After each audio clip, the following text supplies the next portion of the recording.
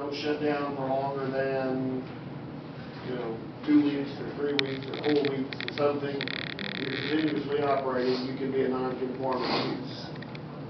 It's different to tell somebody else who wants to locate here that, knew that they may not be able to locate in certain places.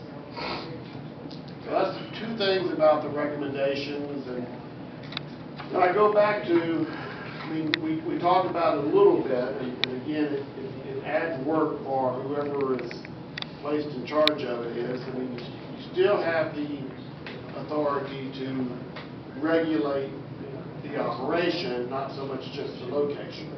Again, a permit to open, and I kind of listed on the memo several things that were, and you probably, somebody wanted to come in and locate, the owners would have to come in, we probably set up some type of fee, the chief runs a criminal background check on them, and same thing with people that would be like managers, and and you can set out, hours of operation and certain construction standards. You still have that. I know we kind of put that on the back burner, but don't forget that's still, and it's not that terribly hard to write that type of ordinance. And I don't think it's going to be a tremendous burden. I keep looking at the chief because he's probably the one that is going to enforce it and manage it. But how many do you really have coming in a year that's going to want to locate new? 1 or 2, I guess at 1.3. But it shouldn't be that hard to run background checks. Well, they can pay for the background check. And absolutely, there would be a fee. Absolutely, there'd be a fee with that. Generally, the fee intended to cover the cost of the time to do it. It's common. They have folks that are running it. Don't even have. They've got immigration cards from China, and it's really difficult to communicate. They ask like they don't want to talk to you, or they don't understand. I know they are, but they're making it difficult. And I think one thing is going to be hard to do a criminal background with somebody that's from China. Well, the reality of it is you're just going to be checking them on their time here. Yeah. That's really what you're going to do. But the idea behind it is, part of that is not only do the criminal background check, but certain people are going to be in charge at certain times. And that's why I say you have, I would, if I were regulating the use of it, I would say, you have owners and you have managers. And they may be the same people, but that during all times of operation, one of the approved managers would be there. So if an officer walks in, he would have a list of, okay, here's the 2 or 3 or 4 managers, and one of them would have to be there. I got a question. Chief, when you run a background check on them, do they get a piece of paper or anything that shows that you did do a background check on them? You'll see if that's not a problem. Well, what I was getting at was, like he said, it could be an owner, a manager, but anybody working in there would have, kind of like a food service. Everybody's got a license on the wall, where you don't have some Joe Blow. You probably wouldn't do it.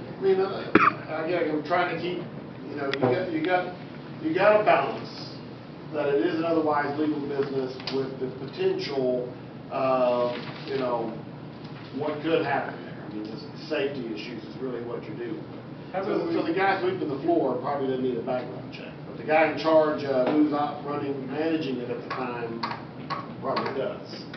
It would be a good idea to have something as the law enforcement has about inspecting. Well, absolutely. Absolutely.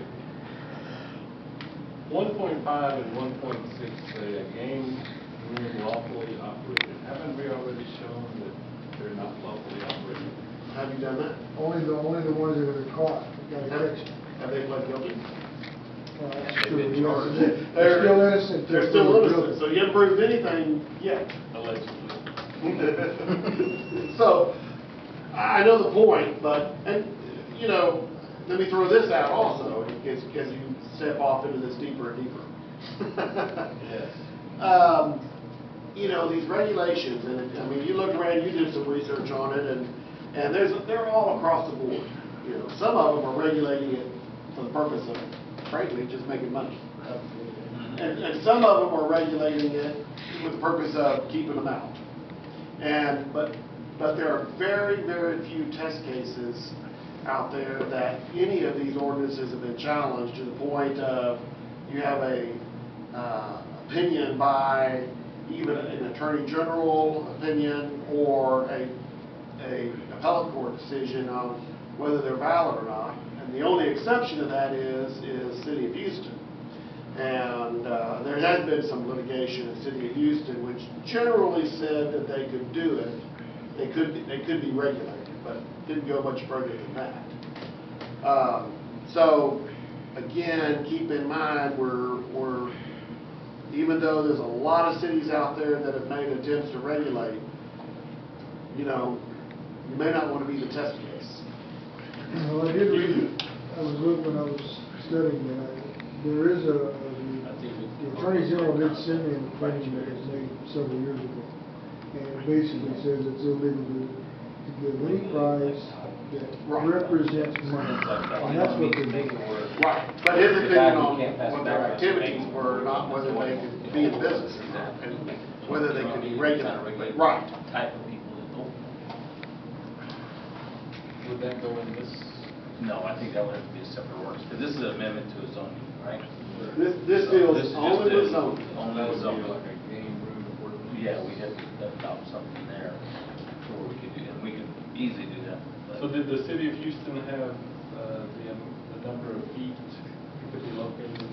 You know, I honestly would have to pull that back out, and I may or may not have printed it out or not. It was, I mean, they came up with a fairly extensive ordinance, and the first question that I saw in the case was, yes, they could regulate, but I have to tell you, I don't. I mean, if they say 1,000 feet in their ordinance, and you say 1,000 feet in ours. No, it's your different town. And over 3 football fields, that's all they're. You know, I mean, the reality of it is, I go back, I know this about zoning, is that you can't use zoning to eliminate an otherwise single use. So in Houston, or San Antonio, you can say 1,000 feet, and they've got commercial districts probably all over the place that you could locate within, you know, more than 1,000 feet away from all these various different uses. The same can't be said for both. Did the planning and zoning see your memo? I don't know. I guess we need to send that to them. He gave them stuff, but you have a city council meeting the same time. Yeah, they it'd meet. be at DMZ. They have to meet the same night as City of Community does. Their regular meeting. So I don't know if they got the memo or Just not. tell them. Yeah, Council. I see. 1,000 feet's not a good idea. Or we can pass it with another number. Right. We don't have to send it back down. No. We can. And when I was just doing real basic research, every city had different distances. I mean, some of them were 250, one was 1,500, I think, Fort Worth or something. Well, yeah, they got business. Yeah, exactly. And so it really was very across. I think Carson City's probably the next closest in size, and they were 500. And Carson City, interestingly enough, takes another different approach is that they limit the total number within the city, which I think is 3, if I remember correctly. Within the city limits. Within the city limits. I mean, you can only have 3, so once 3, I guess, locate there, nobody else can. And, you know, I wonder, you know, I can read these ordinances and I can look at them and say, you know, too bad the gaming room won't hire me to, because I know there's certain things done wrong, I think. Have you talked to anybody from Floresville on any of their game rooms since all this stuff came out? Because like, they just opened another one just the other day, and it's right next door to a house, and right next door to businesses, And they keep and popping a up restaurant. there. There's the other one's next to Angelica's with the houses right behind it. I mean, Every one of them says, we don't give money. And then people come out, yeah, we got money. But Florida doesn't have The the problem words. with all of them is you've got to. no, that's what I'm asking. They had it. I mean, that's, Yeah, you know, they got like 5 they more. were trying to pass an ordinance and it got held up in legal or planning and zoning or somewhere. And I will tell you, I mean, from the legal standpoint, that's kind of my cautionary note in the memo is, you know, none of these really have been tested. to the degree that I can comfortably come to you and say, look, you passed this ordinance and it's, 200 feet from all these different locations, you're going to be absolutely. The only thing I can say about regulation at this point, you're right about that, it's impossible to get too close, too far enough away in a town like ours.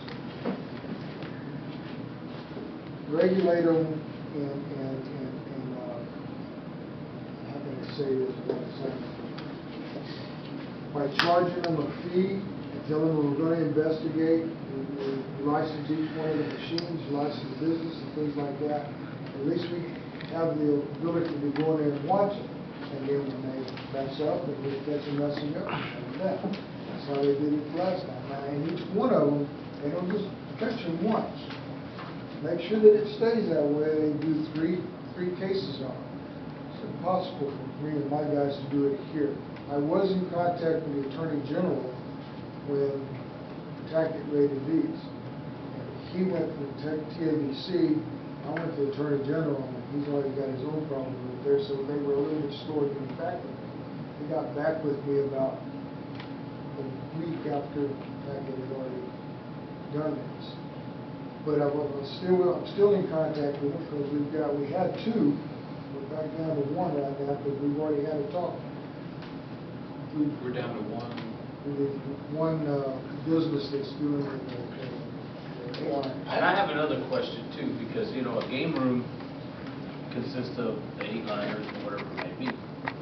However, there's 8-liners and other businesses that aren't a game room. Right.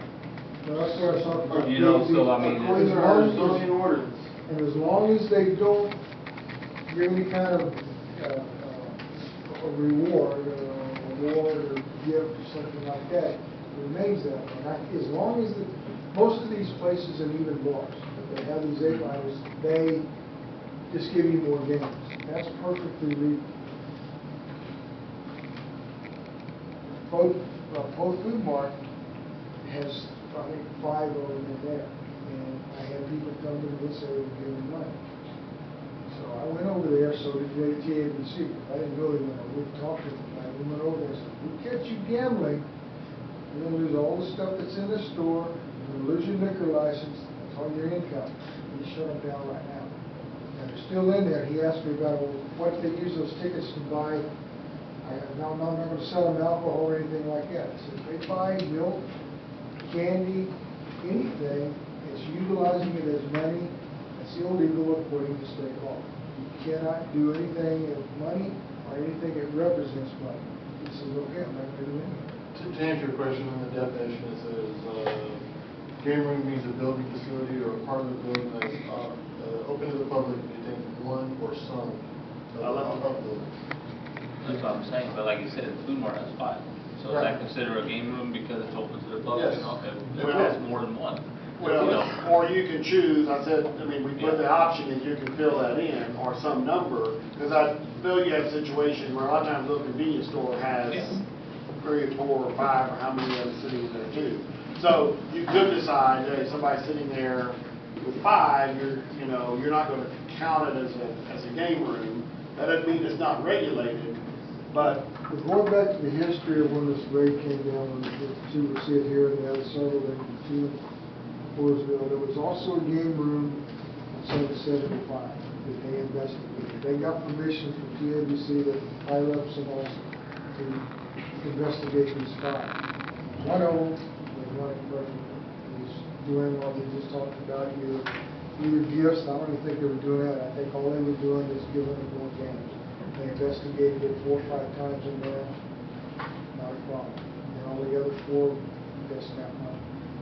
They got $7,000 to $8,000 out of this one that was over here on Carroll Street. I don't know what else they got out of the other. Yeah, but let's be honest. So if we were to put an ordinance in place where we're restricted, we have to do background checks, we can go in and do inspections, things of that nature. If they're not doing it illegally, they're not making money off of it, so why would they do it? You're not going to make money if you're doing it illegally, you're just giving free games to people to keep playing. The ladies that So were as long doing- as we could control that, but then that would be on the police department, right, to be able to control it. But we would have to put the whole ordinance in place to give them the tools to be able to do their job. Otherwise, Nothing stops him from going in and investigating. yeah, I mean, you can go in and investigate, but, Yeah. I mean, if we make it, Guys, I'm gonna encourage us to get back on topic. The topic we're supposed to be discussing is this ordinance that we want to pass it or not. yeah. I like the 500 feet since Carter City's doing it. As a guy. Doesn't make it legal. Okay. Can't hardly say the wrong thing. And, well, I'm just, again, I go back to, I'm just saying, Poth has kind of a unique business district in the sense that, The houses were built up around. well, I mean, again, it's so long and skinny and, I mean, I walk over to this, I look over at this map and it's like, you just show me a place that you could locate unless it's right down on 181. Slaughterhouse Road. What determines if it's illegal? What do you mean? How do you? Well, if you say 500 No, feet, 500 feet. if you say 500 feet and you can't locate it anywhere within the city, 500 feet from these various different uses, it's illegal. Okay? It will not, I say illegal. It will not, it will not hold up in court. They're telling them they can't open. Now, Because that would eliminate the whole city. and now, then it becomes more and more gray, okay? If you adopt a distance that, well, there's one location in town, well, that's, okay. I mean, you adopt a location that there's 10 places in town, again, there's no, I can't tell you the distance other than you've got to have options. So we've got to have possible locations. I think there'd be possible locations. In your opinion, would it be better to limit distance or put a ordinance in to regulate the actual operation of the business?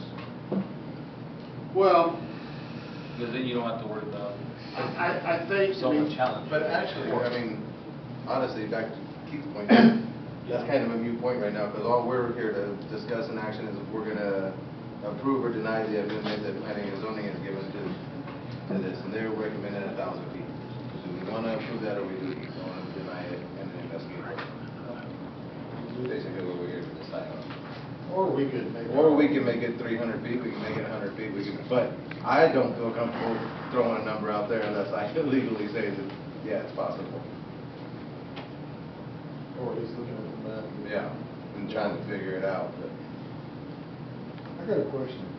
If you do a referendum, and the citizens of the town say, we don't want it, can they keep them out? Not only we can. I mean, you could say that about convenience stores, you could say that about storage units, you could say that about, But that goes back to my point, if it's run legally, what's bad about it? Well, exactly, but it's. That's the whole thing. and again, if you ever had to go to court, you had to stand up in court, you would want to demonstrate and have to show evidence that, maybe by then, there's some resolution to those 4 cases that they, found operating illegally. And, you'd want to present evidence of, statewide, how many times have these types of game rooms been raided and found to be operating illegally, and are they, one of the things that I've heard anecdotally, I don't know if it's true or not, is that they're kind of a target for holdups because they're kind of a cash-intensive business. Now, I don't know if that's true. I've been kind of told that, or I've read that someplace, but I don't know if that's true or not. So, you ever go into court, you've got to demonstrate why are you regulating this particular business. I do agree with 1.5 though, it's not conforming use.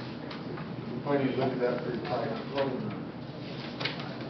Maybe scratch that altogether, because it's in a whole other area when you tell somebody is operating legally today, okay, now tomorrow it's not legal. That's a whole other ball of wax. Which is generally how our zoning ordinance works now. If you have a non-conforming use now, as long as you continue to use that, then you're okay. But if you ever shut it down, and I forgot how more, 6 months, we said 3 months. Trouble, 12 months. 12 months. Does this, or shut it down for a period of